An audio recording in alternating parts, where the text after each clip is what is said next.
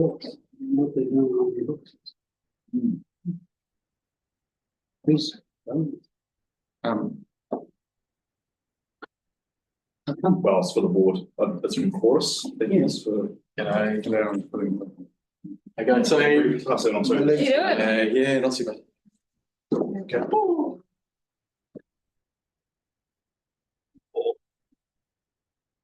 So it's a whānau, gotta get tātou.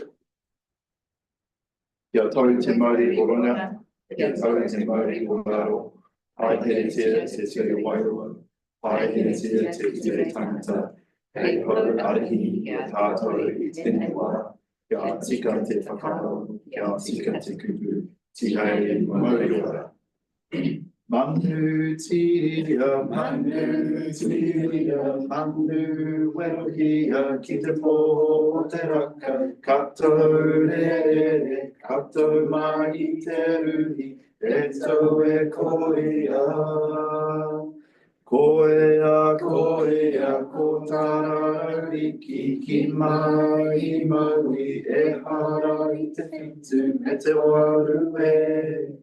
E tau e koea. Tēnā koutou katoa.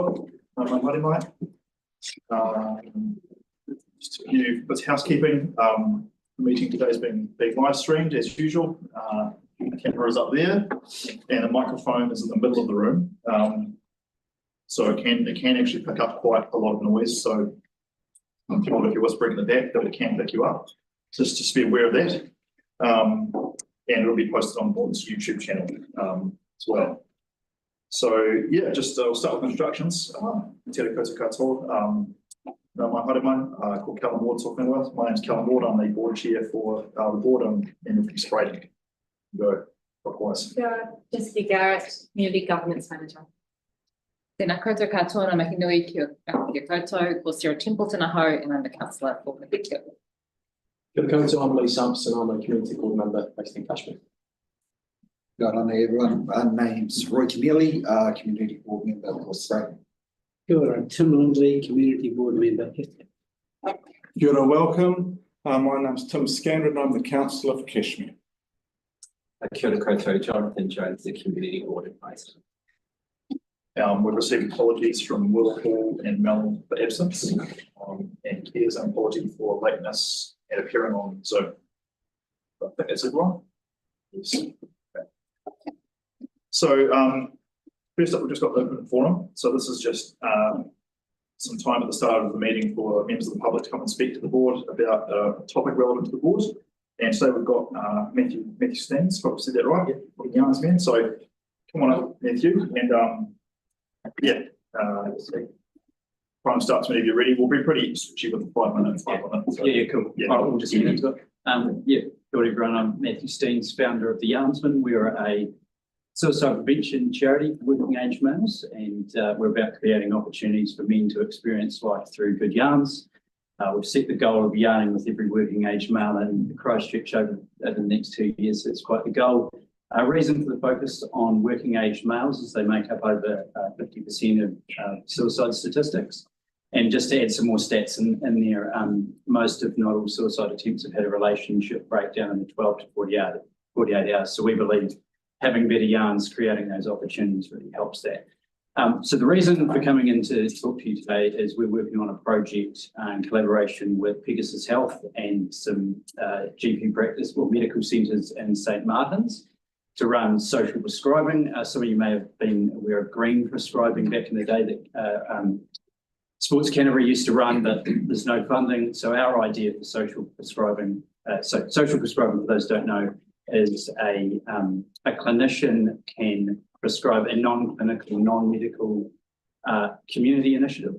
And so ours is going to be around socially prescribed yarns, so teaching guys how to have better yarns. And so the idea being we run a closed workshop for guys that are struggling with isolation or loneliness, but are willing and able to have a good yarn. So we'll run through, what are your values? How do they come up in a yarn? How to have more yarns like that? And what's the monkey mind that's stopping you to do that?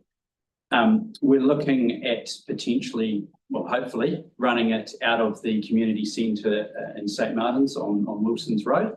So my ask today is two of them. Firstly, if a bit of help with some block booking around for our sort of 3 to 6 months pilot.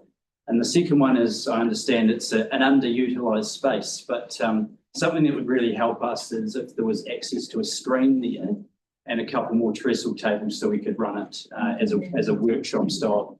Guys talk best when side by side and no one looking them in the eye. So that's sort of the plan there. But yeah, thanks for the time today, and feel free to ask any question. So the social, just so I'm curious about the social prescribing thing. So it's like when you go to the doctor, Correct. maybe presenting with some symptoms, and they might be able to say, look, I recommend you go talk to. Correct. Right. So there would be 3 pathways here. There's the straight from the doctor, Yeah. and some of the medical centres, they have either a health coach or a health improvement practitioner. So the doctor may say, go and talk to them, and then they'll connect with us. We will have longer term a self-prescription route, but we want to just get the safety and efficacy around in the pilot before we open it up that way. So, I thought the voluntary library, I mean, they've got seating, etc., but I thought they had tables there. So from the website, there's 4 trestle tables and there's 35 chairs, as the website says. So if we were to have, a workshop style of, I'm thinking of around 14 to 16 guys, keeping that intimacy. So I'll be running it. We'll have 2 other peer support social workers just for the safety as well. So yeah. Well, I was just thinking through to the chair, if we're going to beef it up a little bit with more equipment, then we should be working in with the voluntary library. So it's not just you guys, it's all users. So we beef it up the whole venue to be more accessible to all. Not that I'm trying to cut you out, but No, but this is the thing. Yeah. Make the space. If there's options that are be more usable, potentially be more utilised.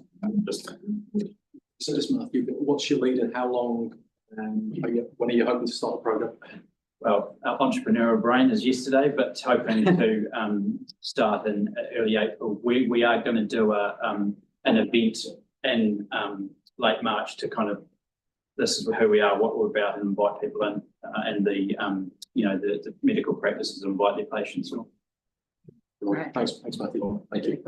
Have you already been communicating with council staff around the venue? I've had a conversation with Lee and with Will. Awesome. Okay. Well, probably the next steps here, we refer you guys to our engagement team and community engagement team, and they can figure out. I guess Tim, you've got a good point around the best way to kind of arrange the outcome that you're after in terms of who owns the equipment and all that kind of stuff. And people say the board's going to be very supportive of the options you come up with. And we'll report back on when we've done our case study and share all the hopefully good work. Yeah, and I'll be very keen. Yeah, really. Thanks. One more question. as you've already made contact with Lee and Will, it might be good to have just a point person on, with the board, just as an ongoing, as it builds up, just a suggestion. So you guys really help. And I was meant to be there. I apologise. I got caught up with council. You're okay. Cool. All right. Yeah. Thanks, Steve. Appreciate that. Good. You'll be in touch. Thank you. All right. Okay, so that's the end of the open forum. Short one today. Next up, information session. So we've got Toby come talk to us about the urban forest planting for the river. Good. And you've got some slides as well, I think. I do have some slides, yeah. And I'm going to be very open. I am taking credit for someone else's work. You sound like me now. Josie Schroeder was on this project, so she came in to help me. So she's done a huge amount of work on this, and she has put most of this presentation together. I've made some changes. Some of it is her wording, so bear with me as I push through. We're elite members, so we know what it's like to take credit for all this work. Yeah. You hardly ever do anything alone. That's the right way to say it. Team approach. I'll remember that one. So yeah, I'm here to talk to you about a project that's been in development to get some early feedback from you. So the project is creating a spatial plan for the Waihoro Heathcote River Awa. So planting along there, which I've discussed with you at some previous meetings. We went for a walk around a section of it as well. The plan that we're putting through is a spatial plan. It is based on the river in its current form. So it's not about changing pathways. It's not about changing road layouts. I know there's a lot of demand for those sorts of things in the community. We have left that to the side, acknowledging that as those things happen, planting design will be changed in association with those changes at the same time. But instead of waiting for those things to occur, we've got, let's just see what's available for planting now, and let's have a look at that. The other reason we're doing this is to get the necessary approvals from the board in advance, so then the community boards can go and plant, and it all meets our delegations register, and it follows that proper process. This plan will also provide support for community groups and kura that have been planting, and we want them to be able to continue to go planting. And this is not a request for funding. The funding component isn't part of this. Funding comes from some other things, and when we come to you with the final plan, we'll talk a bit more about funding. So a little bit of context. I'm sure you're all aware there's been a lot of planting that has already been occurring along the river, and that's been really well received by a majority of the public. We have had some negative feedback on it, but it's very small. I'm not saying that there's a big issue there, but it has brought up that planting is occurring, and there may be the occasional person who's not in favour of it. It also highlighted that we hadn't necessarily always followed the correct process in the sense that it hadn't come to the board for the necessary approval. We didn't have it listed in our asset information. Council was supporting it, community board was supporting it, but we just didn't have those actions in. So this is a way of getting those actions and also having something that's really clear for these community groups to follow. Some of the planting also in the long term, we think may cause some issues. So it's trying to address some of those early on and give a bit more direction.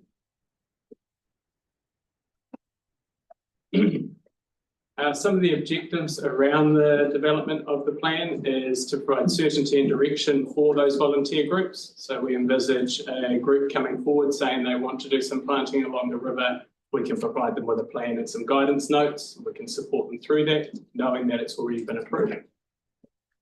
Throughout this, recognising the cultural values associated with the awa, providing guidance for the location and choice of planting that recognises the multiple uses of the river. So there's a lot of different drivers, there's a lot of different associations with the river, so trying to make sure that those are all incorporated into that planting. But really it's around continuing to support the work of the volunteers and the community groups that are planting along there.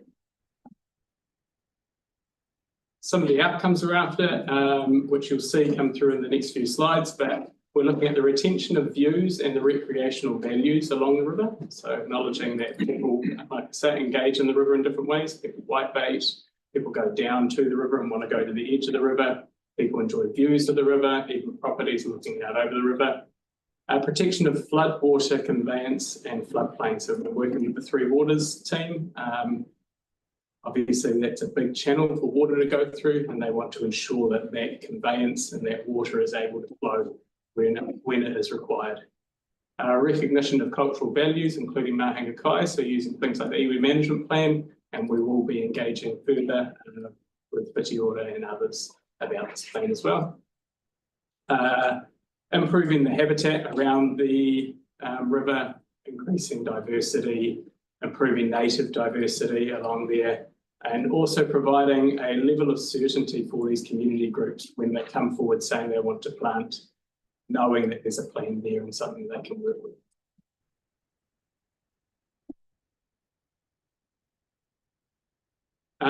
When we were determining the planting and the locations, we've used a few different methods, but one of them has been using a similar approach to the urban forest plan, the planting plans that we've done in the parks. So we have looked at that recession plan model to see how that impacts as well. It's not as big as a contributor in the river as it is in parks, because there's usually a road or something in between, but we've still used it to ensure that there is some consistency there. We know where community groups have been planting and where there are the ones that want to be active in those spaces. So that's ongoing. We'll be working closer with the OHRN, seeking more cultural advice. And then we've been doing some desktop and site analysis, looking at the existing plans. There's loads of plans that you guys have all seen. They've already been approved, but they haven't necessarily had the detail to allow us to go in and get those actual approvals.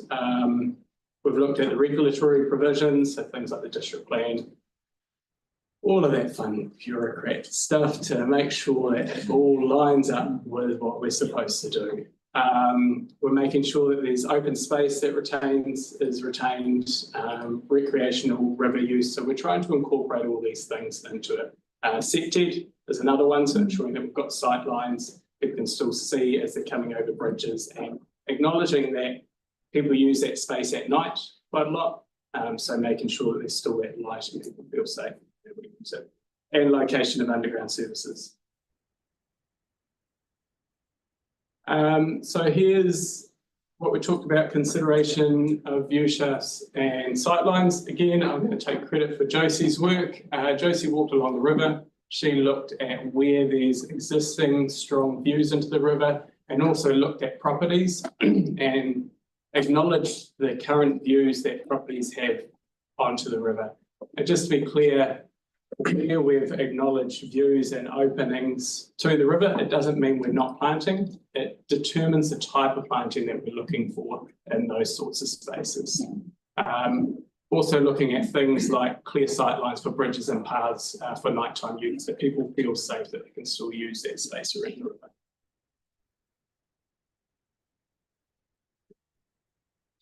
Flood mapping. So that was a big one that I wasn't overly aware of until we started doing this, and started hearing from our water team about particular areas that they really want to focus to make sure water can keep going through there. And they introduced me to a new term, low floppy planting, which I was going to remove because I didn't think it made much sense, but it's a term that they want to become more familiar with people. And it's about plants that when the water hits them, they'll fold over and allow water to carry on flowing through. So it's not necessarily them being against planting in certain areas. It's them making sure that if we are planting in areas where they want to make sure water can continue to flow, that we plant species that will flop over and allow the water to carry on going through. So we've worked with them quite a bit on this. They went for a walk through and identified spaces that they were concerned about and spaces that they were happy for us to carry on. Underground services. Here's a small example of what we have to deal with sometimes. Lots of things going on underground. Planting around those sites is quite tricky and difficult. So it's acknowledging that there are a lot of services in this space, in certain areas of this space, and making sure that when we plant in those spaces, we plant suitable species that aren't going to cause issues further down the track. And here's just a really small example. I've got some more examples a bit later of the work that's gone into it. So you see there's that light pink band along the top, those two big bands, and then another pink band at the bottom, then a light green band. So those are all sites that have been identified for planting along there. And it's also looking at how that fits in with the other spaces around it. So as well as identifying planting spaces, we've also kind of determined 4 different structures of types of planting, which we're going to go through in the next few slides. But that's acknowledging that not every site is the same. We can still plant in sites, like I used the views of the river as an example. Doesn't mean we can't plant there, but it's acknowledging that the type of planting there may be different to somewhere where there's no one having views of the river. So the 4 categories, low planting is the first one. That's the really low stuff. So there's an image on the right as an example of it. It gets only to a maximum height of 1.2 metres. When we're planting within the floodplain areas, this is where we plant the floppy plants. And where we're planting above the banks and outside of the floodplain areas, that's when we would plant other things that can be more rigid. it creates still that open views of that river with putting some vegetation on the edge. Low planting of shrubs, so planting to a maximum height of 5 meters. So this is where we do get some of that denser planting, but we're not looking for trees. Provide some greater diversity of plants, but we may not be able to get that height. Things like that shade modelling, we may not want to provide a lot of shade on roads or on properties. So that's where we would look at these shrubs and things as an example. And may include cabbage trees in particular locations. Cabbage trees are one of my favourite trees. I really like them, but mower operators. So making sure that where we plant them aren't going to create issues, and with good reason. They do destroy mowers. So yeah, it's making sure that they're put in places where when the leaf falls, then it's not going to. Yeah. Forest mix. So this is where we put pretty much everything in. So this is where we get a mix of trees, shrubs. We get that really dense canopy and that dense forest feel. And then one that does come up quite a bit through this is what we've called low planting with canopy trees. So this is where we have those individual specimen tree type planting, or we have small groups of planting with gaps in between, and we have low planting in them below, so we keep those views of the river. We create a kind of environment like you've got on the right there, so that we can maintain those views, but we still get that canopy cover through there. So this is an example of another type of planting that we can do where people can still see the views of the river, even from their own property, but over as the trees get up, there'll be a period where we need them to get high enough. But once they get higher, we can establish that nice high canopy. We get that nice shade on the river. We still get that low shrubs and things underneath. So we're not having grass along there. So this is one of the ones I like the most. It's kind of that nice in between. Yeah.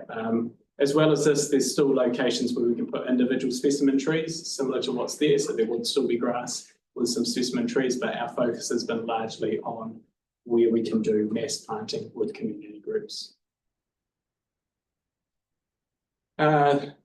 So each section of the river that we've got has 3 maps. The first map kind of identifies certain things. It's hard to see here, but if you look in the bottom right, coming out from the buildings, there's like white lines, and they show the views from the buildings onto the river. So we've looked at that. Up the top left, there's a whitebait spot, a spot that is acknowledged for its use in whitebaiting.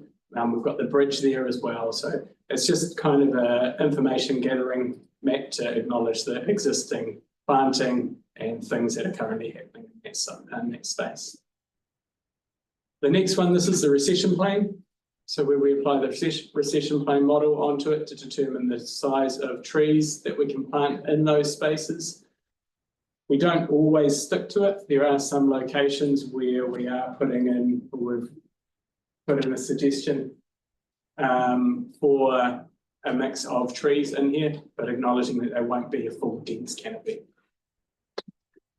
And then the last one, so this is the map that will show the types of planting along there. So you'll see, which is quite hard to see on here, but you'll be able to see it eventually. The spaces where we've colour coded based on the planting type. So the pink is that low planting with canopy trees. So there's quite big sections of that. And then other sections where we've just got the low planting, which is where we've got really narrow sections between the road and the river. So just getting some vegetation in those sites.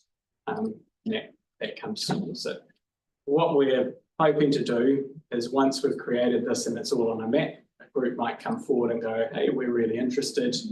We go, yep, here we go. We zoom into that area and they will get the maps, and they'll also get the guidance notes on what each of these vegetation types are. I think actually it's on the next few slides. I might be talking to the next few slides. Yeah, so we also give them with this guidance on that particular area, so guidance notes. So planting shall be predominantly clear trunk trees and low underplanting along for the floodplain flood water to perforate, and there's a range of other things in there as well. So there's a document that will go through it with the things that they need to understand when laying out their plants and what we're trying to achieve at the end. And there's also a list of tree species and plant species for all those types of areas. It's not set in stone. They can come forward and go, actually, we really want to plant these. Some of them have their own botanists who are involved in their groups, but a lot don't. So it's to provide that extra guidance and also for us to know what plants we need to have ready to go as well. So the first areas we've started working on, Josie's started working on, are the areas that we know community groups are already actively working in those spaces. We want to ensure we get those completed as quickly as possible so they can continue their work this planting season.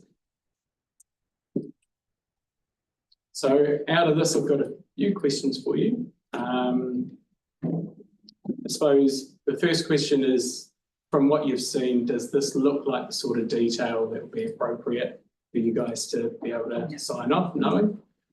Is there anything you think we've missed? And then the other really key one is the level of consultation. So we've done a lot of plans. There's been a lot of plans for this river. There's been a lot of planting.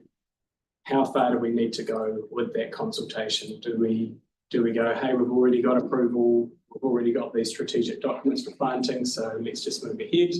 Do we do consultation with specific interested groups, which I think is a good, that would be my direction, where the OHRN, for example, and there's a lot of other groups that are already active in that space, so going and speaking to them. Or do you want to do full consultation? What I mean by full consultation is signs out on each section of the river, a web page, letter drops, and all of that, and gather all that feedback in. Sarah, go forward. Thank you. This is very cool. Looking forward to, being able to move forward with the knowledge that we're doing it in a way that isn't going to put us at risk because we, what's the advice from our engagement team about what level of engagement we need? Like, it's all very well me saying, like, Zimlick's right, like, partly I'm like, oh, let's just sign it off and say it's done. And part of me is like, it's kind of risky. We probably need to do a slightly wider one, not just the interested groups who want to plant alternatives, but actually probably some of the residents having the ability to give a bit of feedback, but also managing expectations from them as to the level that we're looking at. Yeah, That's the key thing, it's that expectations. Yeah, and what I'm hearing through learning about this project and working with Kobe is that a lot of the development of the plan is based upon existing policy and existing plans that are already operative and have already been consulted on. And so you do run a risk of opening it up to full-blown consultation to relitigate that. Yeah. So for me, I feel like the engagement around this one is largely informative and educational. There are these existing plans that already dictate or identify how things should be done. This is what it looks like collectively. Is there anything that you think we've missed is kind of the questioning I would be asking. That sounds. I think definitely, as Toby has identified, we need to go to those groups that do work within that space, and those that we've heard before feel negatively impacted by some things that have happened in the past. Yeah. But I would caution doing like full-blown consultation on this because you're relitigating what's already been done. Yeah, no, that sounds good. That would be a one and done for the whole plan. That approach at the start. My original intention was to do the whole thing in one go. I think we're probably going to have a two-stage approach where we'll come to you with the sections that we know community groups are actively wanting to get in there and plant this planting season, and then we'll do all the in-between bits that we don't currently have active groups in. And that's just a workload thing. We risk being too late and those groups not getting an opportunity to plant this planting season. Okay. I agree with the consultation suggestion, but I do think that where we do planting, that we do have to put signs in to inform if people do have a problem or an issue with it, the who, how they contact some council, because where we have had conflict it has been because when we talk about interest groups, they're involved in it, they're 100% into it, yeah, that's what they want to do. So they're already part of it, they've already got money in the game. But those people that are feeling that they have been overlooked or not consulted or whatever, they're the ones that we must ensure have a say. And I think signage, where it's happening, what's happening, and who to contact, and it has to be council because there is conflicts between different individuals, and we've seen that. So that's the key to the information. And we can always be part of it. I still wonder if it should just go online, because I think there's a really good story here. We're actually diffusing a lot of situations here. You know, just our online normal consultation process as a bulk document. I do think there's still some workshops where possible, as you focus work groups, where it is in the original. Sorry, it is within this next planting season, but yeah, I think it's probably should still go online because it's actually, I think it's going to appease a lot of concerns, or that's my perception from what you said in terms of protecting those view shafts. So I think there's a good story here. I'm not quite sure why you wouldn't want to, communicate that fully in a not full hit hog consultation, just the online opportunity to have a say, and it still can influence at that stage. We're trying to be permissive in terms of timelines. If it can be done, it can be done. If it can't, And we do that for what we would consider low significance projects, where we still put it online and then ask, is there anything else we should know before we report back to the board? Yeah. That's my gut anyway on this one. Just a couple of things. I had a couple of other things. Oh, sorry. You can do this. Right, go for it. I just think we've got to be cautious, and you obviously with regards to our planting, how it could affect flood. You talked about low floppy, because in the close to Cashmere High School, we've got the second Cashmere Creek or whatever. So there's been some real issues with people doing beautiful landscaping, and it's actually been against the district plan and the resource consents, etc. So if we're suddenly doing it, so we've really got to be treated quite sensitively there. And like you, I like the fourth version because it reminds me of those, West Coast swamps when it's floods, it all comes through, but it's designed naturally to be like that. So I can see that. So I just think there's some, we've got to be careful with how we treat with that. So we might put some noses out of joint. And with that photo you've got with the Wilson's Road Bridge, there's a couple of seats along that stretch of Riverwell Terrace where people, you go almost every day seeing older people sitting there just enjoying the view of the river. So just being very clear that we're not planting the entire length of the river. There are going to be areas, so it's, so everybody's sharing. Yeah, that comes up in those guide notes as well, making sure that where there's seats, keep the views and things for them. Maybe that comes back to what Lee was saying with regards to online and just explaining.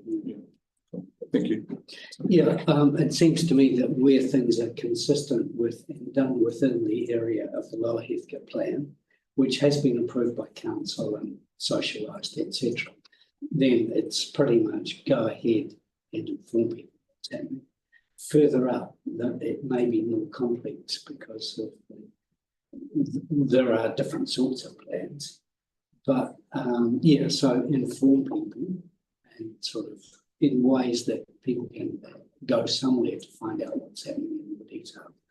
So that's my first comment. Second comment is I always get really excited when you present to us, Toby. Third comment is, to what extent does this represent what was originally there, or is this a fresh look but using the sort of when you say originally there, do you mean originally like going back to black maps, or do you mean pre-European? Yeah, I know when we were selecting species, we talked to the botanist team, and I know they use the Lucas maps, so there'll be some of that. Yeah.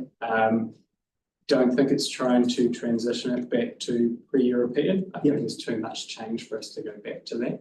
Yeah. But yes, I think species-wise and things like that, that'll certainly be incorporated as part of it. Yeah. Yeah, no, that's excellent, and I do like that forest that you have with the tool and with the views and the whether that was what it used to be or not. It's suitable for me. Yes. Yeah, do the affected neighbours, do they have more of a say? You know, they see the detail. But if they want to have change, do they have more of a say? Or than just the interest groups that are. I suppose that comes down to a bit of the consultation, but also when it comes to planting, we would be encouraging community groups, just like we do in the parks. When it comes to actually planting trees, if someone from the community group or a resident comes to our team and say, hey, that tree there is going to block my view of the mountain, then we just don't plant it or we change it. You know, we make adjustments, and I would expect that that'll be the direction we'll be giving these community groups as well. That if you got feedback from someone saying, can you not put that really dense set of trees there, that they would be thought about it. Yeah, and I think that's the good thing about it, that it's open for negotiation. Yeah. And when you got open for negotiation, Exactly. That's a really good point. I'd like to pick up on that because I think, you know, you get all sorts of personalities around the place, and I think that it would be really good to have a solid mechanism that if we do get disputes where people are being unreasonable, that's not something that the community groups are going in front of that. So whether that's, you know, council staff, I guess in the first instance being mediators, but then also being able to escalate to the board if necessary, so that we kind of, you know, we're not expecting the community to kind of, or that these volunteers kind of shoulder that conflict. I'd like to think we've already got a similar process like that. So we've got our community engagement, our community rangers. Yeah. They'll be the ones directing this, so they'll be the ones helping with the plant, they'll be the ones directing things. So that'd be the first port of call, and generally they're pretty good at escalating things up. So Yeah. There's no harm in reiterating that with them. Yeah, cool. That's good. My perspective on those questions is, you know, like the first question there is probably a question mainly for the groups involved, and I'm sure that'll be done as part of the consultation. I don't really do much planting myself, so I'm sure that people who do a lot of it will have a bit better perspective on the actual level of detail and plans than I will. And it sounds like, if I'm correctly summarising what the board is saying, that the level of community consultation that we're after is essentially full, in the sense that it's sort of with the wider public online, for example. But I still think so, but I'm happy to have a discussion here, because I'm not, you know, that's right. Well, I think Tim was saying something similar, but not so much like is this correct what we're doing, but more of a informing and. It's more to get any strong opinions where we might have got something wrong or something needs. I think if we have to give that opportunity, and there is a good story, like I said, I think this should appease a lot of people in terms of view shafts, and you know the level of detail we've got to, I think, is really good. So why wouldn't you say that story? You know, why wouldn't you try and, you know, provide that? I think we've got some, you know, of examples under our belt with Purao and Ernie Clark and George V Reserve, you know, so there's some really good learnings from those, and you know, you guys have done a huge amount of work with all those areas, and you know, there will always be some that just aren't into it, so it's really managing that. So maybe that's where we come in, but you know, we've learned a lot through those couple of examples. But I think the community ranges would be a really good connection between all those groups is starting there. And I think how it was handled when the pine trees were taken out along just past Tunnel Road, where we had an on-site community meeting with people who were upset about it, where they could come and look, and they went away very happy. And of course, they'll be even happier if they go and have a look and see what's turning out. Planted. But that worked well.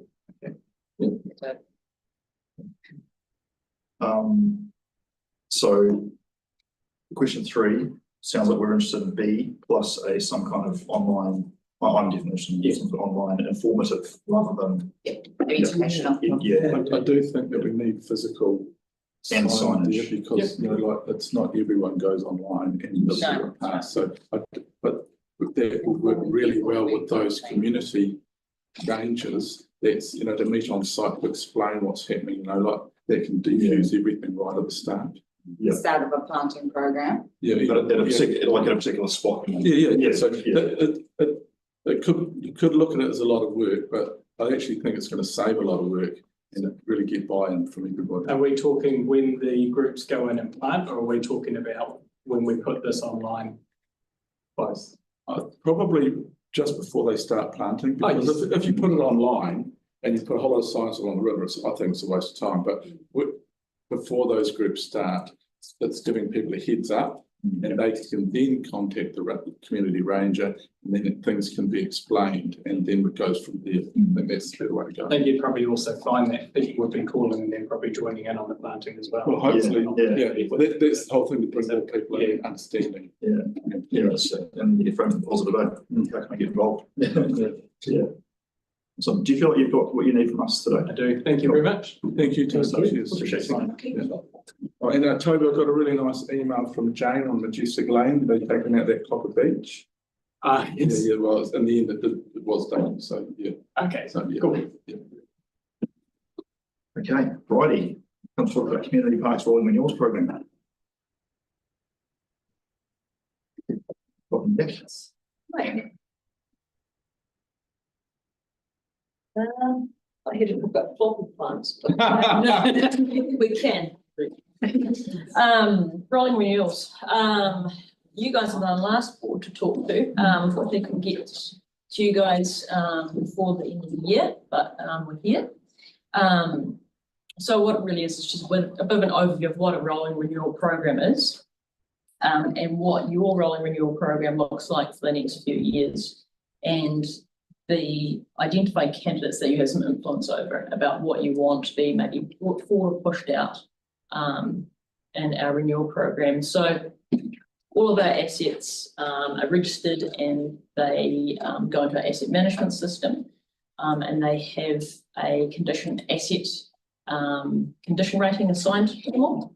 If we're doing everything well, everything should be good or higher. So they have a rating of very good, good, fair, poor, or very poor. We're not really at the good for everything yet point, but we want to try and get there. So one of our ways of trying to get there is to have an active rolling renewal program that takes into account your feedback, community feedback as much as we can, as well along with all of our staff who are now employed to do all our in-house maintenance inputting into this program. So if you go to the next slide there, I think I've already mentioned what we do there. So this is just an example of a green asset renewal. They're not usually major standalone projects. That's why they're a part of a wider rolling renewal program.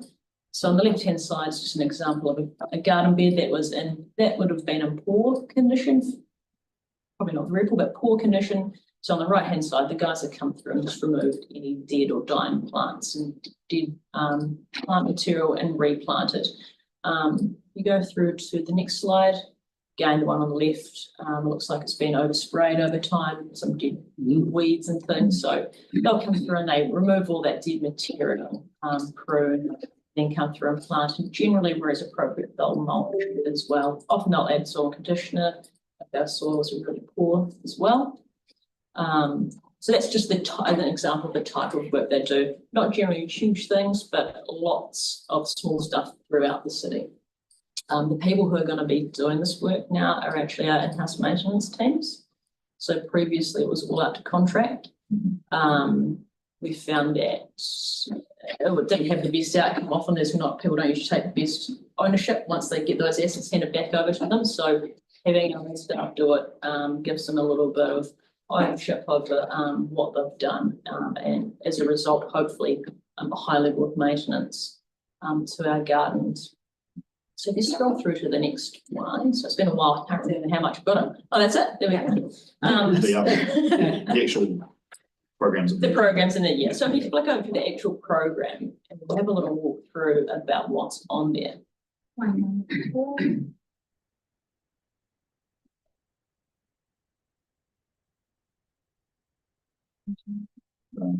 Page 7. Page 7.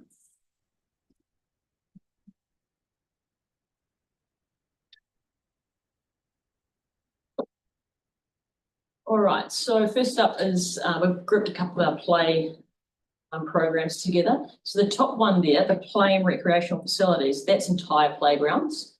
And the one below that's the play item. So that's just maybe like a swing or a seesaw or something. So the top ones, just got a couple for your award this year. Barnet Park and Sunvale Reserve. Those are actually more in planning stages for this financial year, and it's actually next financial year that they are delivered.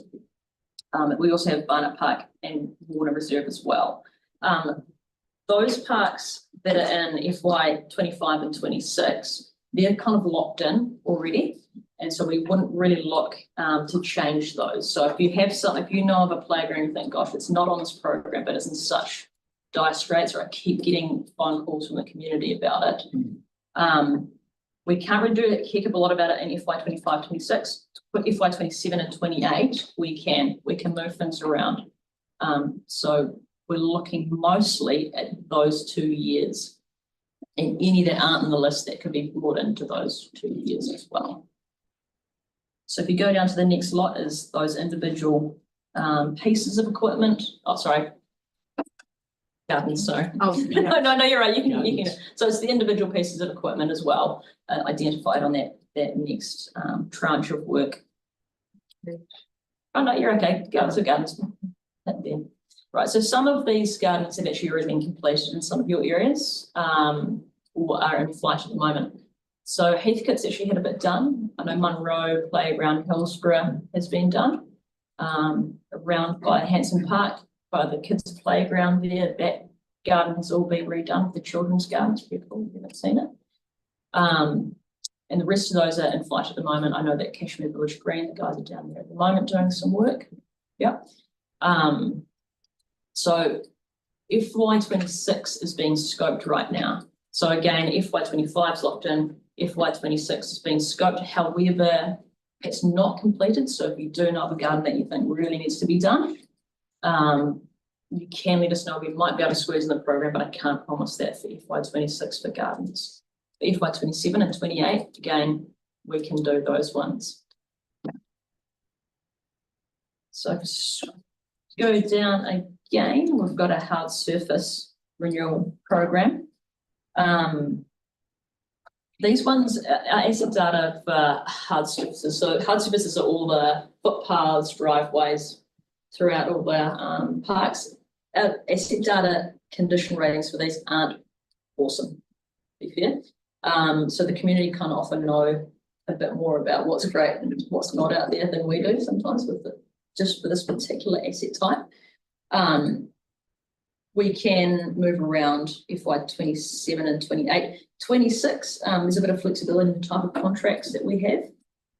So if you know something that's really bad, let us know now and we can program them in as soon as possible. It's really important to note though, we're going to be moving things around, moving things forward. We have to let something else drop back in the program just so it balances out our budget and our ability to actually deliver. Wow. And that is a rolling renewal program.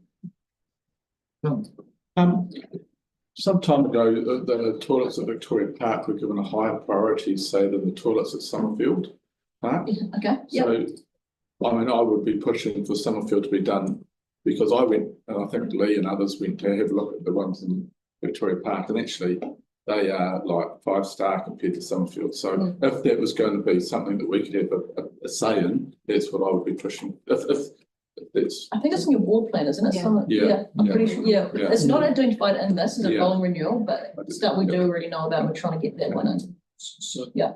So this is different. to Yes, it toilets, is. isn't Okay. But I think most of our interest is around toilets and drinking fountains Yeah. and those other assets. Yeah, and some of it is in a rolling renewal, but some of the big, larger standalone projects aren't. Okay, yeah.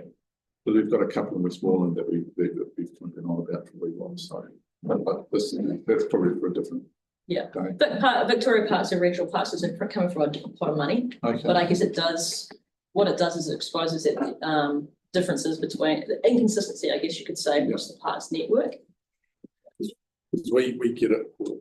I've had it in the neck with this saying, what are you doing up there? That's fine, we've used it. When Yeah, so anyway, that's the Yeah. balance that we have. And I think like Summerfield Park as an example, the amount it is used through the week with Cashmere Tech, Yeah. all of the programs that are on there is heavily Mm. utilised, and I don't think that comes across on your lens at the moment. Yeah. How bad that asset is in terms of its usage. Yeah. So that we're kind of thrusting on the community. So those type of things. I know we've gone back to toilets. No, that's okay. Yeah. No, I've got to take all the information back anyway, so it's good to talk Yeah, I about. think it's underneath. Next one. Oh, yeah, there's page 20 as well. Oh, sorry, we missed one. Yeah, so that's, Oh, sorry. so that's what I was looking. This is what we'll, That's what you want, isn't it? Yeah, This is some of your larger individuals. Yeah. But they have an aspect of the rolling renewal program type of works in them. yeah. So yeah, your Summerfield isn't on this at the moment, but we are aware of and trying to get that. But I totally see that for year 25, everything on there is absolutely, it's definitely needed. There's nothing. Yeah. What for want of a better term, would be frivolous. I mean, that's all really needed and been waited for some time. So, so I guess that future plan. Yeah, it would be great to see Summerfield if it's still squeezed in the 26, if there's still an opportunity there. that'd be Or even great. 27, as long as it's in the plan somewhere. Yeah, we did send that in as part of the board's Yeah. plan submission. Yeah, thank you. and so what if some of it's like the Hune Sports Pavilion, some of it's like nothing. It just like the water goes in, it's actually flooding. Yeah, the pavilion. Yeah. Yeah, that's being planned at the moment. They're looking at some of the configuration of that now and the capacity of it. But yeah, that whole building will be completely renewed. Yeah. I think probably what you're hearing around this board table is a little bit of, like, in the past, we've had lots of conversations where we've been a little bit baffled by the prioritisation of works in general. And, I think that Tim's example was probably the main one.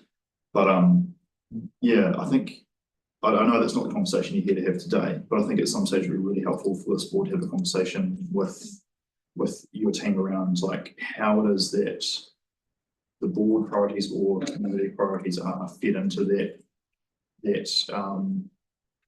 maintenance program, and I guess, what are the kind of, like, what are the constraints and the different kinds of pots of money that we need to be, not so much that we want to get into the weeds of how things are being financed or funded, but in terms of how do we actually have a line in to communicate what our priorities are, other than through these kind of sort of one-off regular conversations.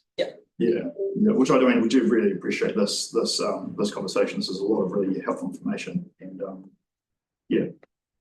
really glad you're here. But Sarah. Thanks so much. A question over renewal. So for example, Waltham Park Playground, old, sad and tired and stuff. I don't want us to get into the situation that happened over the Thompson Park situation, where it was just a basic renewal, sort of like-ish for like-ish, with some old equipment, where the community all of a sudden went, but that's actually not good enough, we want something a bit different, kind of thing. Yeah. And I'm just wondering if for a few of these key ones, like Waltham, where it's an area that has huge intensification, a really high rate of solo parents, small children, that kind of thing, whether there is baked into that process the opportunity to do something a little bit different. Yeah, we would, yes. So these bigger, larger, sort of more standalone projects aren't just a renewal. So the Thompson Park one was quick because there was a really big health and safety element. Yeah, we don't have that so much with Waltham. It's quite a big project. Because it would look at, there's a few things we're going to look at there beyond just the play space. We'd like to incorporate some other work that needs to go on. Right. Yeah. Okay, so that will be one that is, it's more of a like community engagement. Full community engagement. Yeah, great, cool, thank you. This might be a question for staff as much as for Brodie. The Mid-Heathcote master plan I see being commented on there. I can't recall it. Yes, the Mid-Heathcote master plan. It was before our time, Tim. Yes. I was here. Before I. Yes, so the Mid-Heathcote master plan, that mainly refers to the bit right behind the piece of land behind the South Library. Yep. Yes, so there is some work going on in the background at the moment with the project managers who are delivering the library rebuild. Yep. And also Mana Whenua as well. We need to talk to them a little bit about how we improve that area. There's actually not a lot of money in that budget for what we'd like to ultimately do. Because doing it sort of like a little piecemeal approach, which is all that funding would really allow for, is probably not what Mana Whenua, the community, probably really want. They probably want something a little bit more cohesive and takes more, looks at the river as a whole, just in little bits and pieces. And the old master plan is quite out of date. It's like 10 years old. I know, that's pre-play. Pre-play. It was pre-play. It had been 15 years old. And there's like literally no native planting. It was a Yeah. fantastic bit of work, Lots of actually, and it was totally brought in by all the public. I mean, it was one of those things that we got right across the line, and then obviously the break Yeah. and stop. So And the way that little piece of land is used has kind of changed a bit as well from that that's now going in. So it needs to be looked at. I doubt that'll be delivered in full completion in FY 25 because that's only a few months away to the end of that. So I would see that one pushing out into FY 26, and we'll be coming back to you to talk to the board about that. through the chair, I think that the community, just the mention of the pump track and the half. Yeah. Well, it's a real plus. I know that the water guys are doing a lot of work there while that's demolished is happening, so there's a lot of stuff happening there, so that's great. Trying to go for people. I think you alluded to it, but I think there's a lot more here than we can discuss in this session. Yeah. I kind of feel like I want to see, and I think Councillor Coker had asked for a lot more detail on some of these projects. So just what the broad scope is and maybe just approximate timeline. So anything you can give us with more detail on these, I think would be really, really useful. I'm sorry, one more. Tim did mention Westmoreland. So this was another one where we've got a process issue where a residents association has come through the long-term plan, asked for possibly a drinking fountain at the top. Henry Rise, and at least start looking at a toilet block for Francis Reserve. And we just met with silence, and we've raised it through the board a couple of times. So it could be 5 years out, that toilet in Francis Reserve, but we at least start to, if it's a good idea. It's a nice isolated community team. Yeah, and we're getting lots more growth up there. The top of Westmoreland has grown exponentially. We've got a lot more development at the bottom of the hill there as well, and we've got no toilet block. And they're also asking for a drinking fountain, which seems perfectly reasonable at the top of the hill. Yep. So yeah, sorry, that's my soapbox. But yeah, I needed to get that out of the system. So. Yeah. It's almost like it's almost like a bit of a capital investment conversation as well. Like invest at the end of the day, it's like a serious point. I've got a similar country around King Park. Like, great that there's work in King Park. I have no idea what the scope of that is. But actually there is like a lot of kind of broader issues around King Park and like septic issues that need to be addressed. And I think, I know, there's, can't do everything at once, but it would be good I think it would be really good to have conversations with the board about what parks kind of prioritisation is for these kinds of bigger chunks of work within our board area. But this is great. It's been really good. This is a really good start. It's really helpful to see this.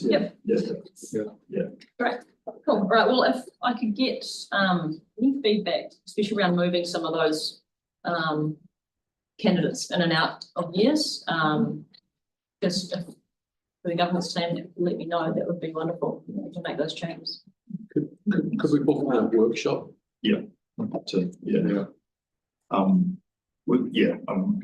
We'll request a workshop, I think, I'm not sure if it would be you, Bridie, or someone in your team, but around. Just like a planner. Around these, the roadmap for parks in our ward area. We're just picking the scab at the moment. I think there's a lot more we need to know. That's it. You have to go to the hub and Well, you've given us an interesting, so sorry about that. No, no. That's great. That's a good first start. That's Yeah, sure. no, we appreciate that. Thanks. Great. Yes. Yes. Right, wouldn't it? Next up, Brittany and Sarah, I see your names. Around the industrial and front twister, industrial interface plan change.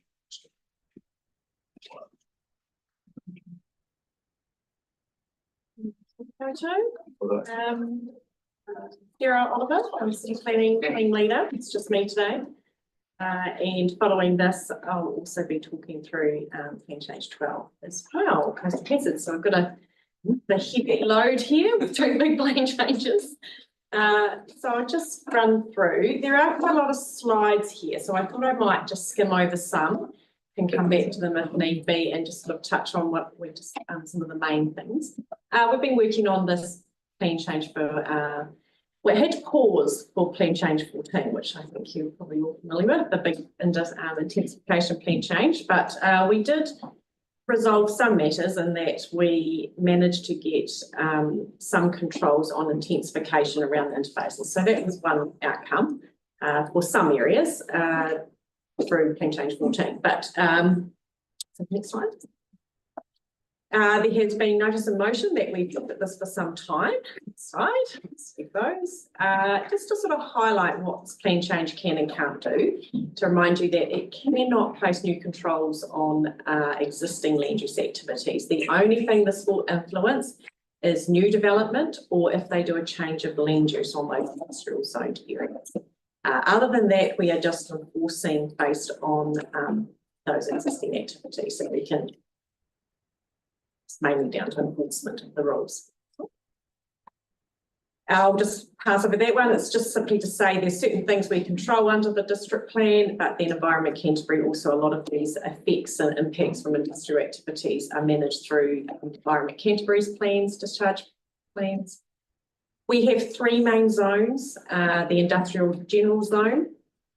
This currently provides for a huge range of activities. It was intended to act as a buffer between residential zones and the industrial heavy zone. It can operate within close proximity to more sensitive zones due to the nature and limited effects of the permitted activities that are provided for within that zone. The industrial heavy zone that provides for what it says, more heavy industrial activities that may generate potentially significant effects. So that's high levels of noise, odour, traffic movements, significant amounts of hazardous substances, and generally necessitates separation from more sensitive activities. The issue there, which I'll just highlight a bit more, is not all heavy industrial zones are buffered from residential with a general zone, because that comes from very historic industrial zones throughout the city. The industrial park zone, those were relatively, over the last 20 years, new zones where when they were introduced and established, there was a lot more higher amenity. They were designed really for those technology areas. So like Sewer and Pickering Drive. Yeah. Correct. Just there, those are in bright purple, there are our zones, our different industrial zones throughout the city. Next slide. So the objectives and policies, they have changed over the years through the city plan and the district plan review. They do intend to ensure the fact that we avoid conflicts between incompatible activities. And we have zoning and rules that are in place that are intended to manage those interfaces, manage those impacts. And we've just listed there the range of standards that are in the plan that seek to do that.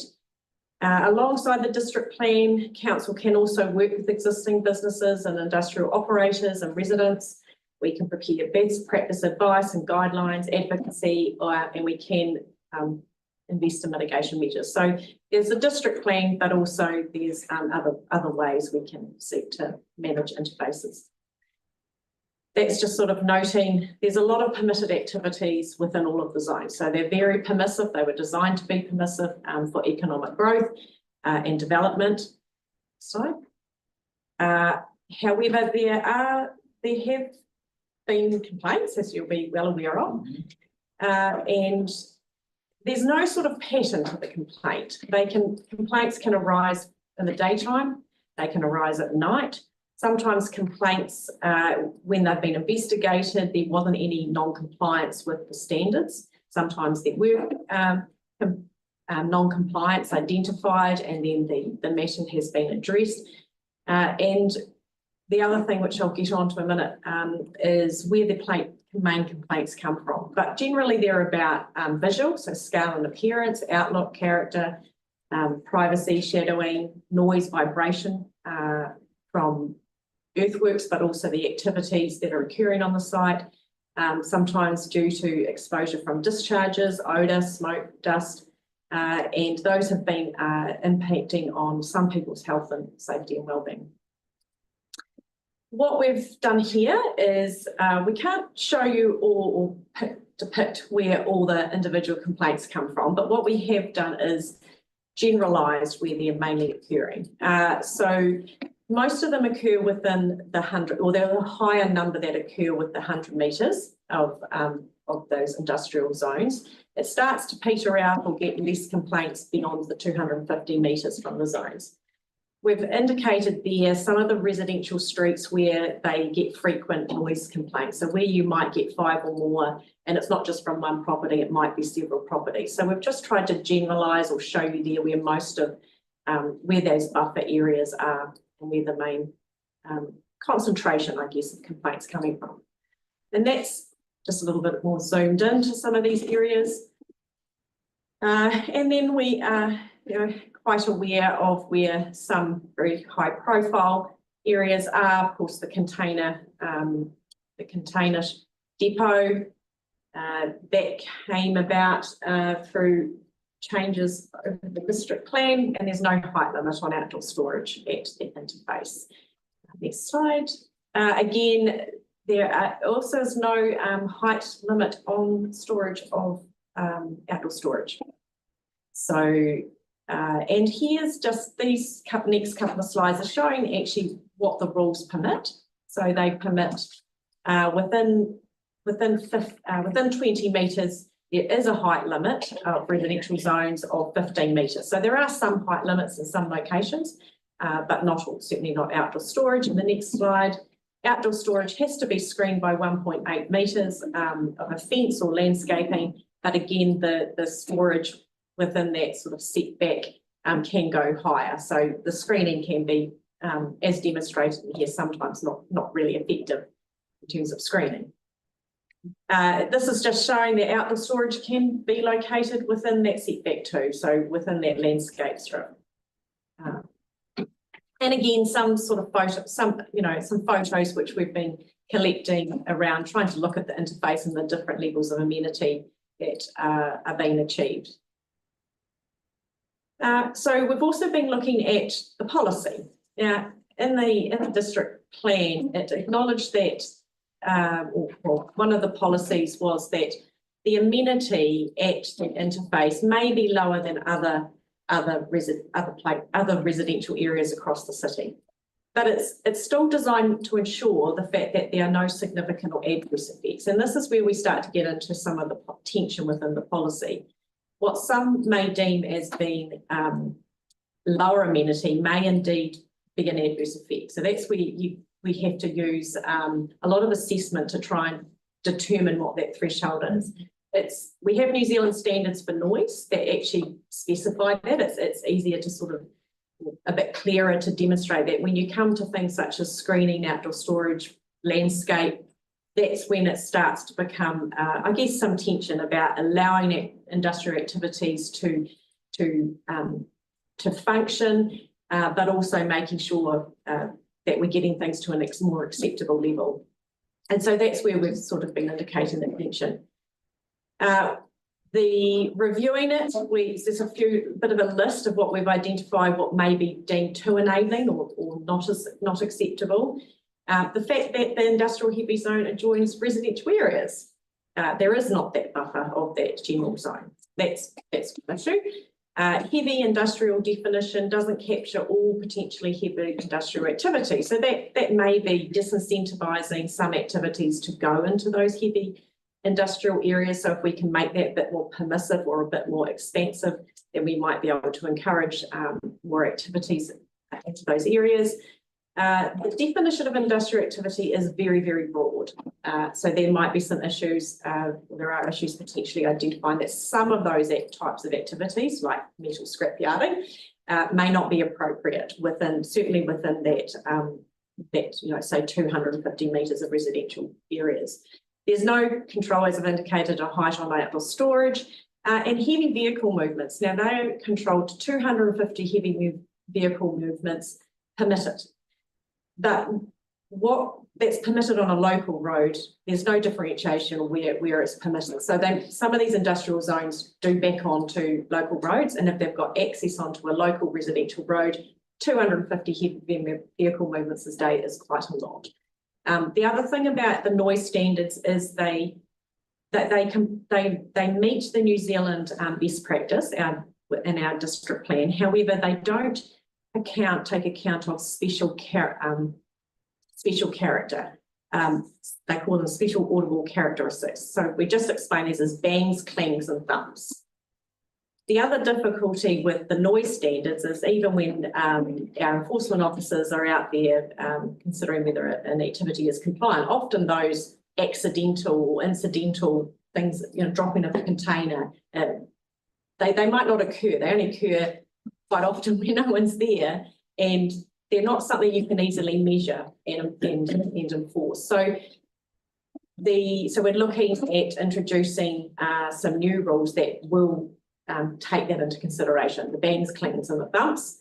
And yard-based suppliers are exempt from outdoor storage, so screening is not currently required, and there's been some consents which have got through without any much screening at all. Sorry. I'll just pass over this one. There's some other minor ones.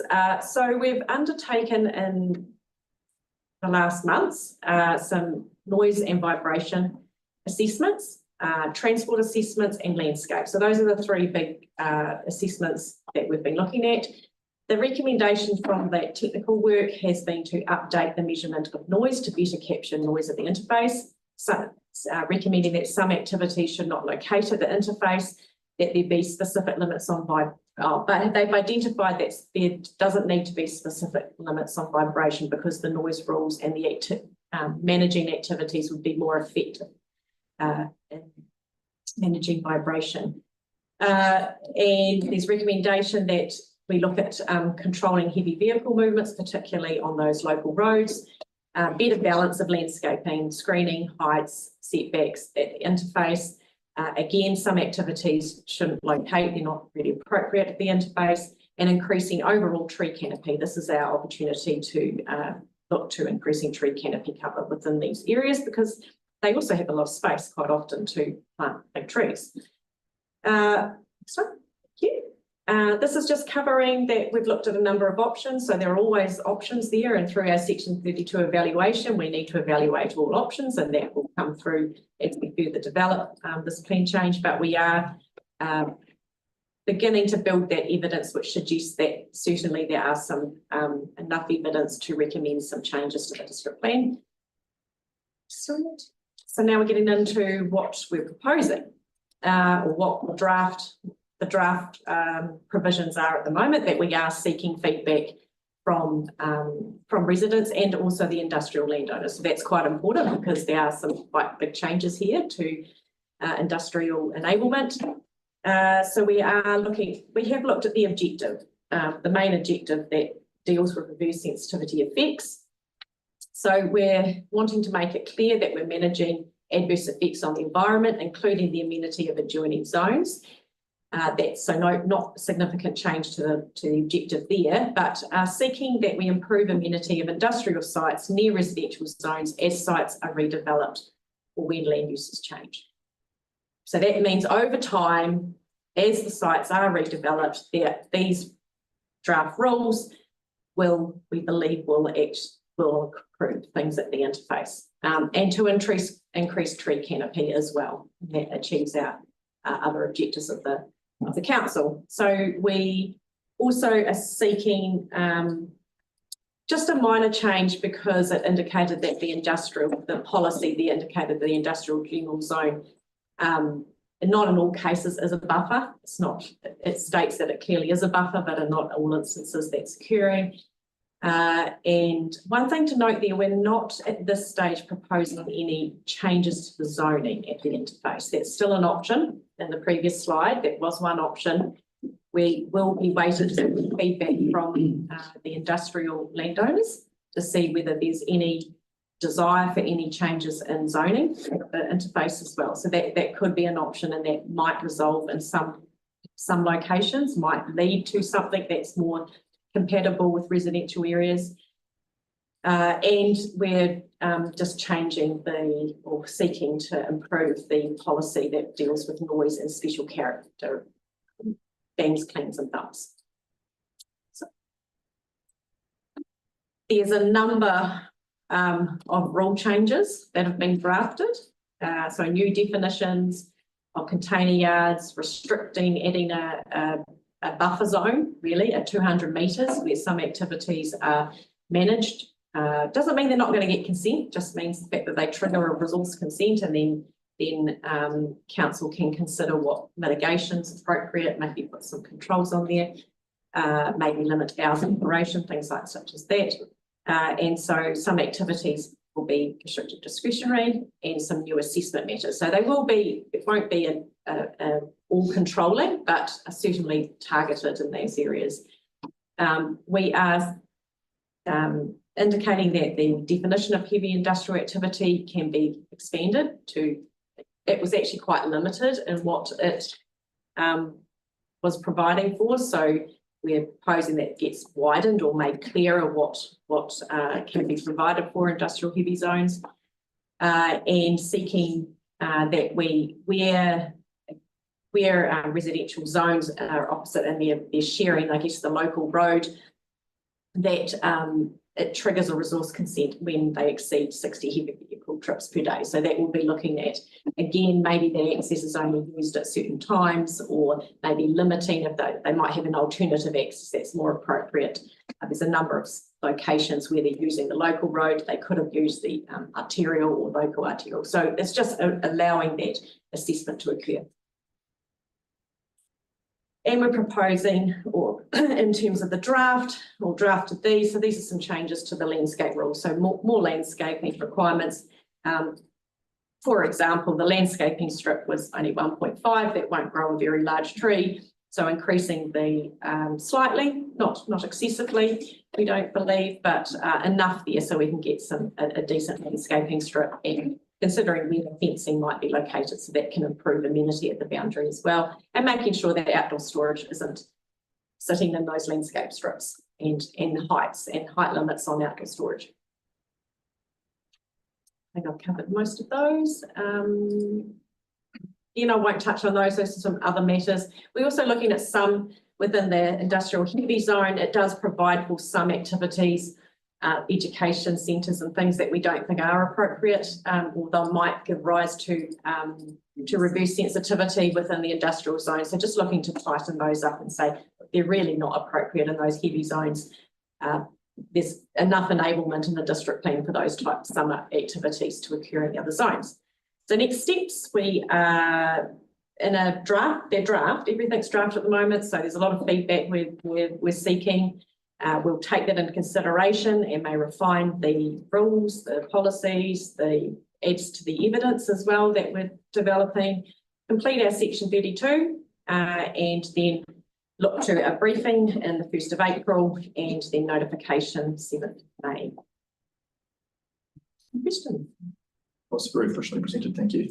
There's a lot to get through. Yeah, Tom. There's going to be a huge amount of interest in this. It's, I certainly don't envy it. Yeah. So, but look, as the chair said, really well presented. So, thank you very much. Look, for me, this is largely about putting a bit of rigour, a bit of safeguards in. I suppose it's probably not what you're here to present, but between Morehouse and Rowland Street, a lot of those areas of industrial are going to market force. A lot of those, because of the value of land, go up. A lot of those businesses will move out of those areas.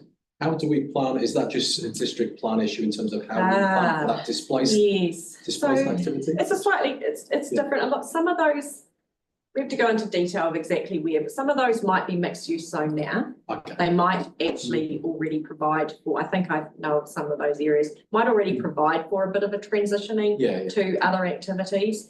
Yes, I think over the next 50 years, we will see Yeah. some older areas being redeveloped, and this might encourage that to happen,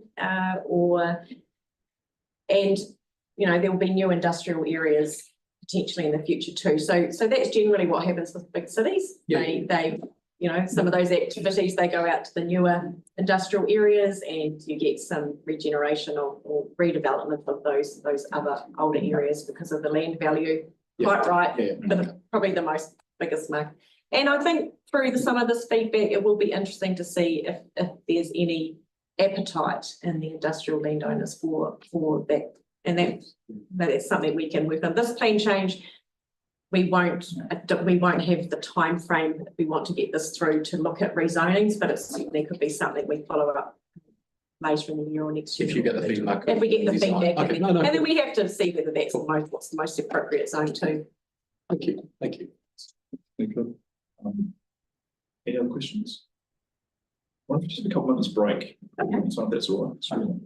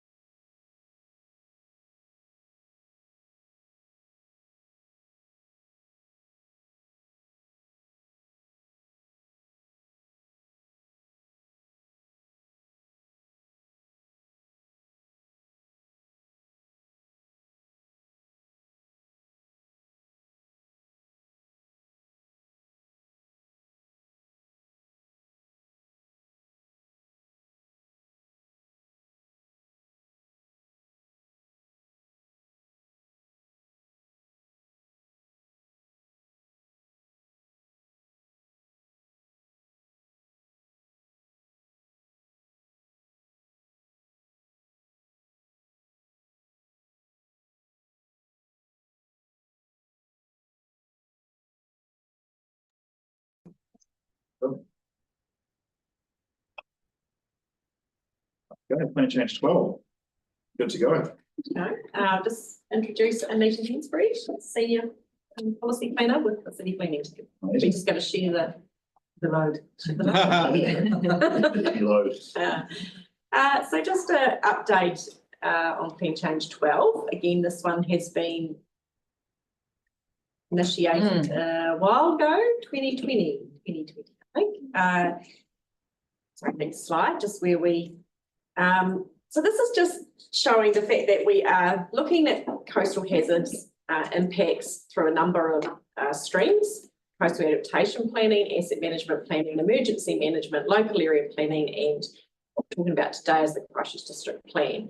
And in a perfect world, we might have adaptation planning that is undertaken, and then we do a district plan. But there will never be a perfect situation in terms of decision making and which one comes first. So we're looking at this district plan change as being really a transitional plan change, that there may be future plan changes that might be required as decisions are made over the many, many years to come. So it won't resolve everything, but certainly we're looking at how the district plan again can manage any new development. But really under the district plan, there's a lot of enablement. In other words, you can do a lot of things permitted within the areas that are potentially impacted by coastal inundation. And so we're looking at really focusing on that in district plan enablement. So it's might be building a new preschool, adding a granny flat or a Subdividing a whole range of things, a range of things that are actually enabled.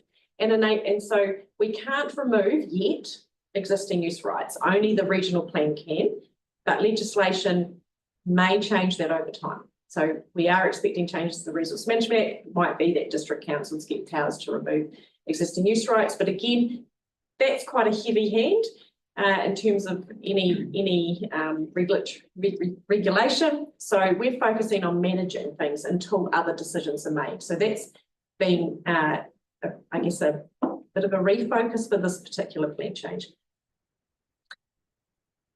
I don't know how you all, how well you know this document, but the New Zealand Coastal Policy Statement, it is pretty directive in terms of what we need to do in this plan change. And that's good. We've got to look over the next 100 years and what the risks to areas are. Policy 25 is quite important. And potentially affected areas, avoid increasing the risk of harm from coastal hazards, avoid redevelopment or a change in land use that would increase the risk of adverse effects from coastal hazards. So the Supreme Court has been considering, it's quite important here for this particular plan change. They have made a number of quite big decisions, and some of those are just sort of highlighting that they look at the New Zealand Coastal Policy Statement and they have been sort of determining what avoidance means. That avoidance doesn't necessarily mean no enablement. You can, in certain conditions, provide for a community or provide enablement, but that needs to, you still need to determine that that can avoid increasing the risk. So we must balance the direction of avoid by also enabling as best we can. And this is all in the face of uncertainty, because whilst we might have more certainty that 0.6 metres of sea level rise, we have less certainty in terms of 1.2, and that's the science, that's all the evidence that's before us. So we need to examine the impacts of coastal hazards and the impacts, importantly, of constraining development, because that can have impacts for the community as well, and deciding overall what's most appropriate, all things evaluated. Just highlighting here that this plan change needs to consider not just the environmental, so we've done a lot of work in the environmental space in terms of risk, what areas might be impacted sooner than later, but we haven't done much work in terms of evaluating economic, social and cultural effects. It's important that this plan change includes an assessment on the economic growth that's anticipated to be either provided for, and in this case, that might be reduced through any new regulation. And employment that may be anticipated to be provided for or reduced. These are the tests that planners need to consider. We need to quantify as best we can the benefits and the costs, and we need to assess the risks of acting or not acting, particularly if there's uncertain or insufficient information. The bar for the Section 32, we consider it to be high, and particularly if we're seeking to remove development rules or reduce them. I'm just not going to cover this slide because this is just some of the evidence. This is just some of the Tonkin and Taylor and the Jacobs identification of high and medium risk areas. Now, socioeconomic effects. This is something that we've identified was a gap and continues to be a gap in our evaluation. We have just completed with formative consultants a baseline report of socioeconomic effects. And so that has identified key possible wellbeing effects and has made a lot of recommendations about the next stage, about how I'm going to say it as a ground truthing. How do we ground truth? Because it is a desktop study, but we really need to ground truth those socioeconomic effects with the community. And the process that we're proposing, and we're just working out the scope of work, and we've been talking with a number of people to develop the scope of work, is doing that through a process that's called integrated impact assessment. But that just it's a process that we're going to table with all the community boards. We're just refining that at the moment, table with you that proposed approach for your feedback. So we hope to get that the next couple of weeks to you. We have for you, and I think we've shared it, the baseline socioeconomic report. That second phase of work is a lot of workshopping. It will take time if we are to do it comprehensively, then it will take time. We've had some engagement with Runanga to date, but we need to re-engage with Whitiora and NKT and Runanga. We're not sure whether a cultural impact assessment is needed, and we need to discuss the scope of the plan change, whether, for example, it should include Māori owned land or not. So those are still matters we need to address. Next slide. Another issue that we are acutely aware of having to consider is infrastructure, and that has not been done to date. So we are currently scoping an infrastructure assessment, which will include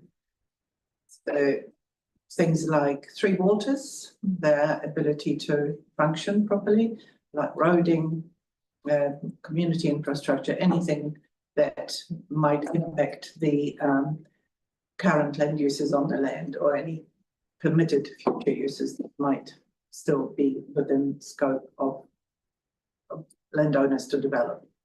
What we need to understand is basically how vulnerable or tenable particular core infrastructure is under the different sea level rise scenarios. So whether at 0.6 of a meter sea level rise, will stormwater be able to be drained off as normal? We have to take into account the fact that sea level rise is not the only part of the hazards that are going to impact the coastal areas, but also rising groundwater levels will affect the ability to drain this stormwater away.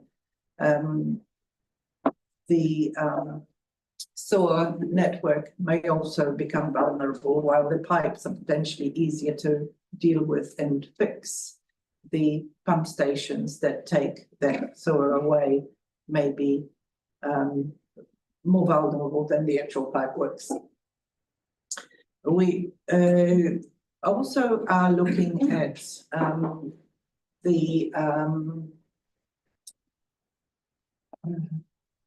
whether it's justified for us to limit particular land uses based on the uncertainty of the infrastructure being able to function. So this is something that potentially can be a little bit contentious. So in order to make right decisions, if you follow to the next slide, we will be looking at combination of factors such as, is the infrastructure or the land use in a high risk area or medium risk area? Is it going to be affected by the sea level rise and associated effects quicker, sooner or later. What confidence we have that that's going to happen. So obviously the higher the level of sea level rise, the less confidence we have that it's going to happen anytime soon. So to account for that, we are looking at triggers.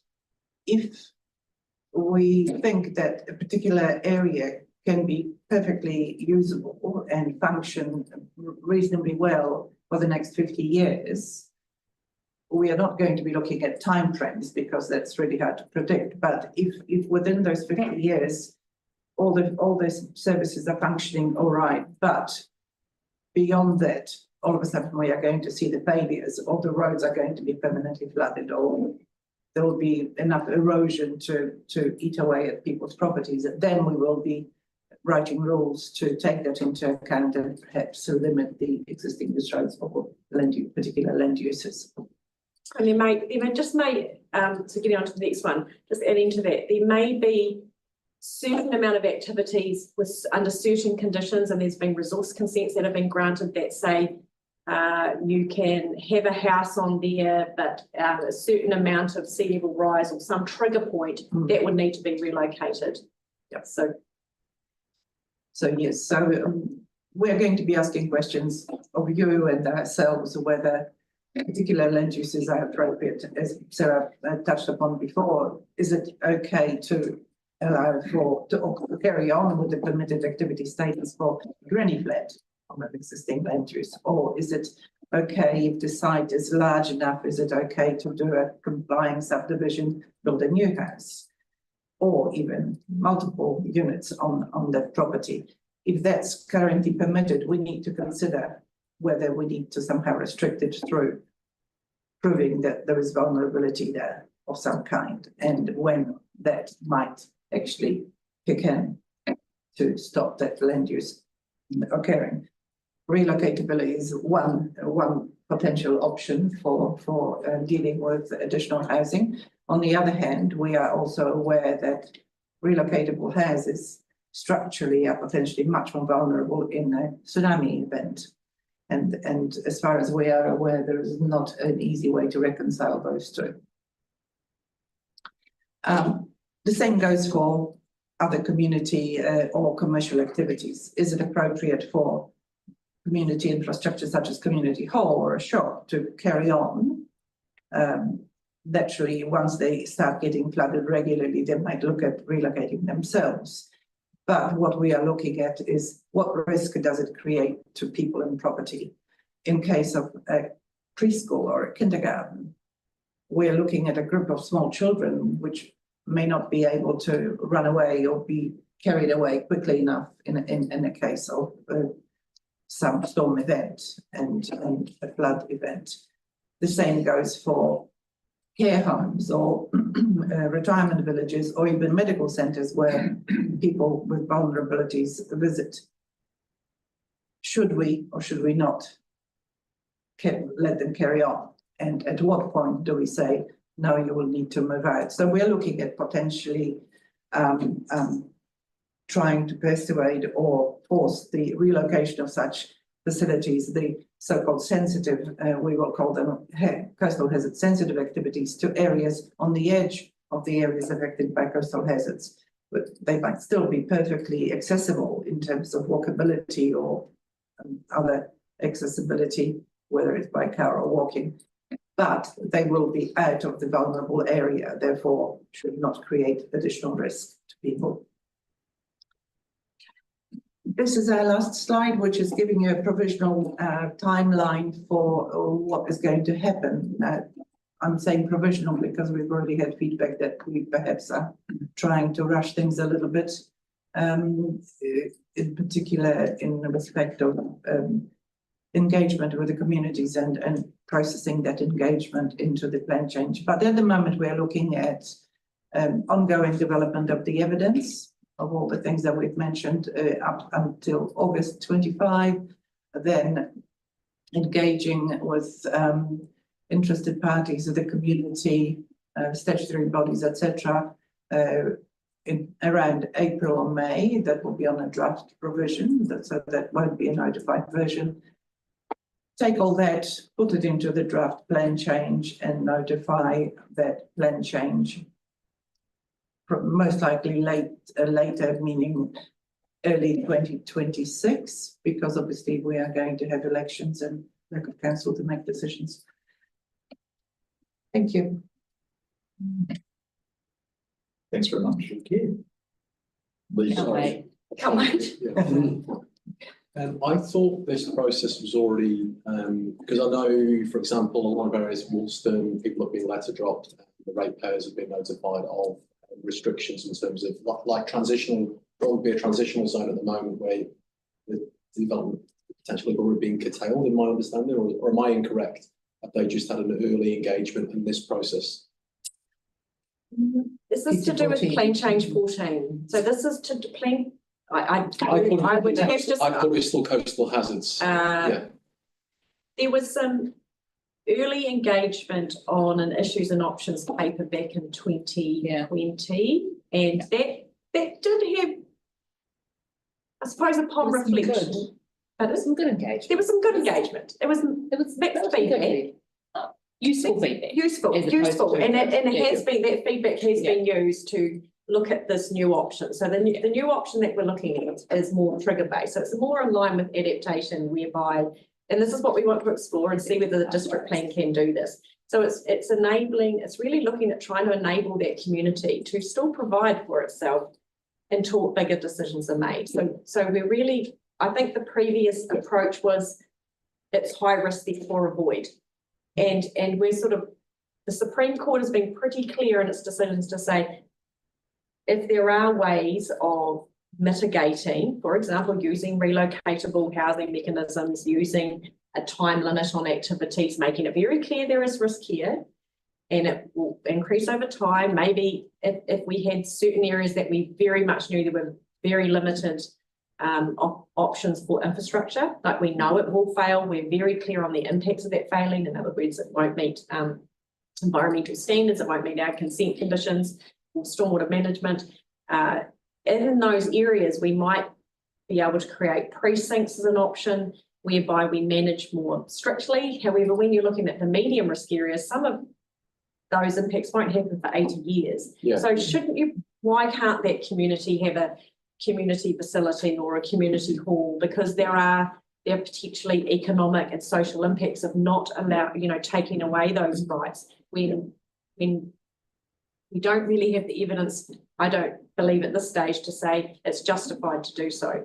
Again, this comes back to that bar is quite high to take away pre-existing development rights, and we just need to make sure we're taking this time, and it may, just distinctly, it may take longer, particularly when we start, as the feedback we've had with those who that wanting to take that time, because there's a lot of understanding. There are complexities. We're a statutory process. You have the adaptation planning processes coming in. We do have to manage.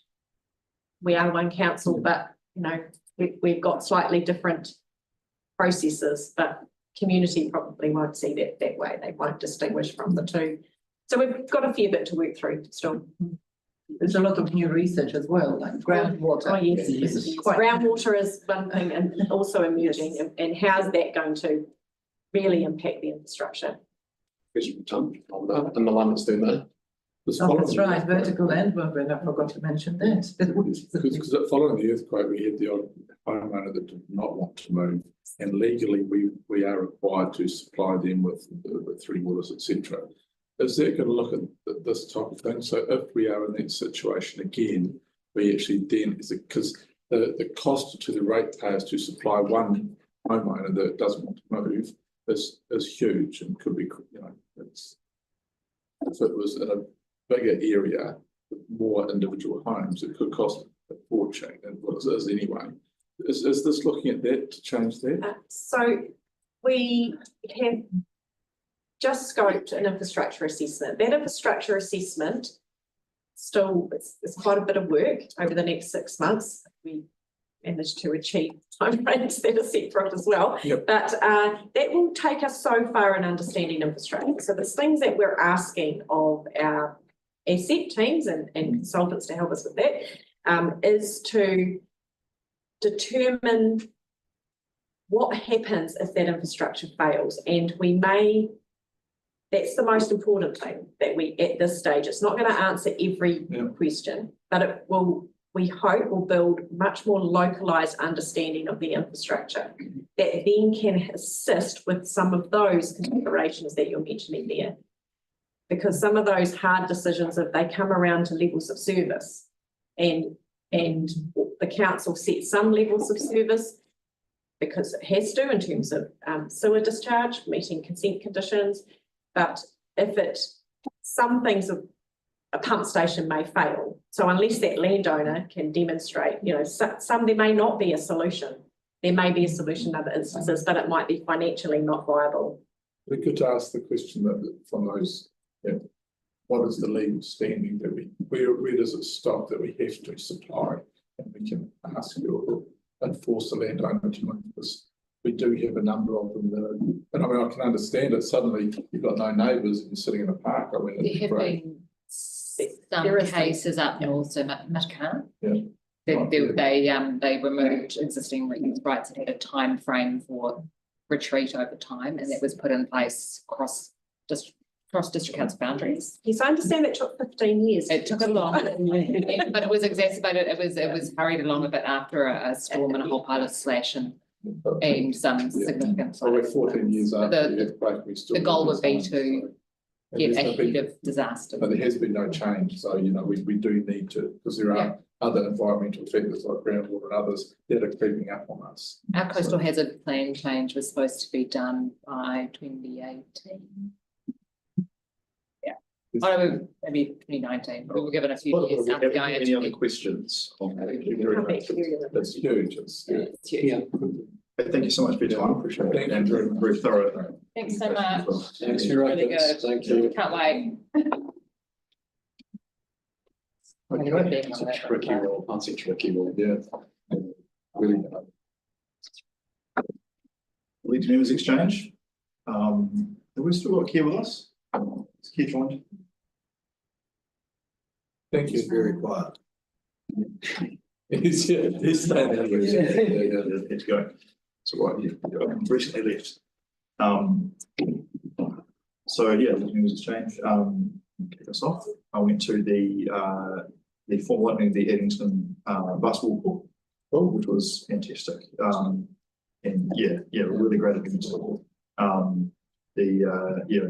YCD did a great job with the music and the food and the tournament, and it's really cool to see the kids really proud of what they've achieved. So yeah, I think Roy came in as well, but I missed you. I'll take that too. Yeah. I'm dealing with a range of different community issues. I went to the staff member to the residents house in Brookhaven yesterday about those transport issues still that lives across Ferry Road and those kind of things. That's kind of ongoing. So we're working on a couple of different things, just kind of quietly still in that space. The beach parking stuff that went into the Bay Harbour News. Just a range of those things just kind of popping up. So we're just kind of ticking away, engaging with people and getting people information. It's kind of the key stuff, really. I will briefly mention South Colombo Library. So I did pop by and have a look. After originally having apprehensions, I think it's going to work really well. Actually, they were already getting good foot traffic. I have to give kind of kudos to library staff because how quickly, because literally 2.5 weeks, a lot of that kit was still in the library building. So how quickly they've moved and logistically what they've done there is quite amazing, really. And hopefully it is well utilised, and it seems that way. I did ask if they could put some signage off Colombo Street. There's no signage off Colombo Street. Yep. So I mean, most people know where the Colombo is. Most people know where the back of the car park is, but it's still on a PT route. So I think it's still good. People will still see it from Colombo Street itself. So I did raise that with staff. That's probably me actually. I did notice there's some old signage still on the old library that says you had the sign like at 90 degrees that they've covered over, but then you've still got two signs that says South Library just back from them. So it'd be really good to cover those over. I only noticed them yesterday, but I don't know if we could raise that with Yeah. Braden. I can- Braden, that would be great, yeah. So one of them says learning centre, one of them still says self-library. So yeah, let's get them gone. Cool, okay, thank you, thanks Tim.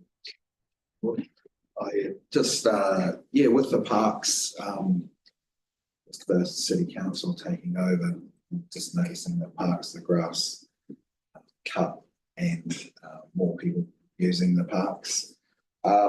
Yeah, last couple of weeks, just been involved with a couple of hungies when we sprayed in school. Good turnout there, and the week before at Valley Primary School. Busy couple of weeks.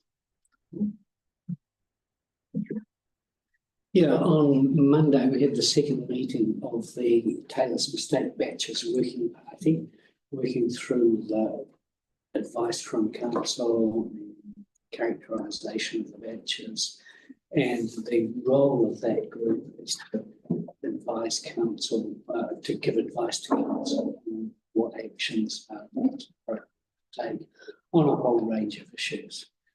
The group's working very well, and we agreed that we would deal with issues one at a time, and at the end of the session, the last one, we would then produce the final version of all of our recommendations rather than dribble them out.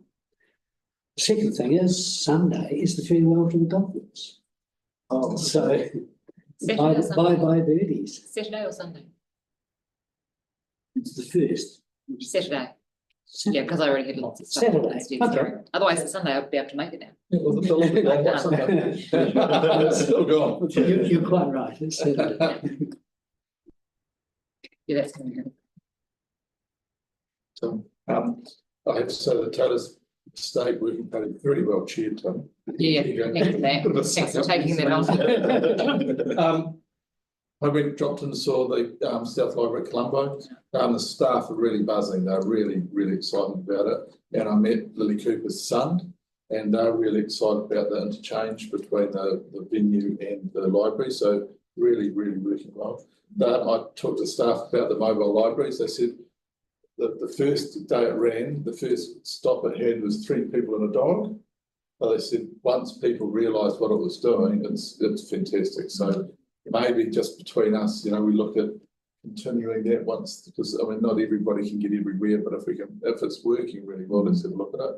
And the Spreydon Library staff, I don't know how they can do more in that building, but they are, and they are really outstanding. I don't envy them at all. I went in there and I was quite ignorant, I have to say, but the red trolley and the blue trolley, one's returns, one's out, and anyway, I do know now, even though I'm colourblind, it's okay.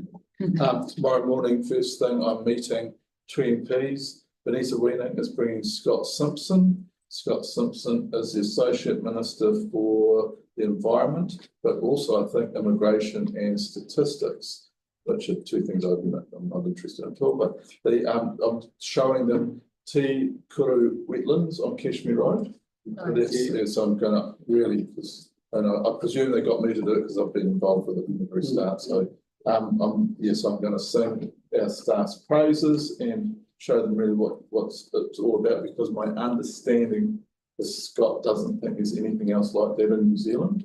So he's really interested in it. So really, really keen. So I might go down tonight and start feeding the tuna, so they'll hang on.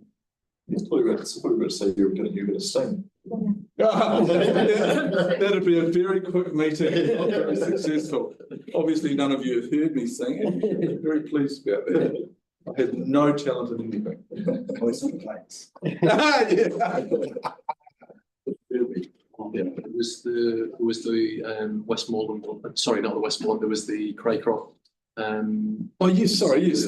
We met with Ian from the Craycroft Residents Association and Malcolm. Matt. Is it Matt? Didn't make it. Yeah. Jonathan was that, wasn't it?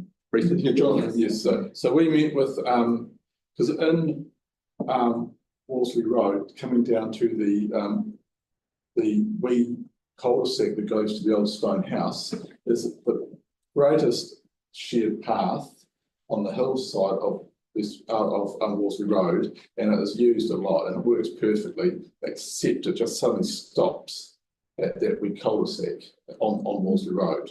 And it was great because we were there and this woman, and it wasn't set up at all, this woman and her wee child came along, she was on a wee bike, and they had to stop and they had to navigate diagonally across Wolseley Road to get to the Hoon Hayes intersection. So so I've seen, so hopefully that's going to move forward and get a green square on there or something.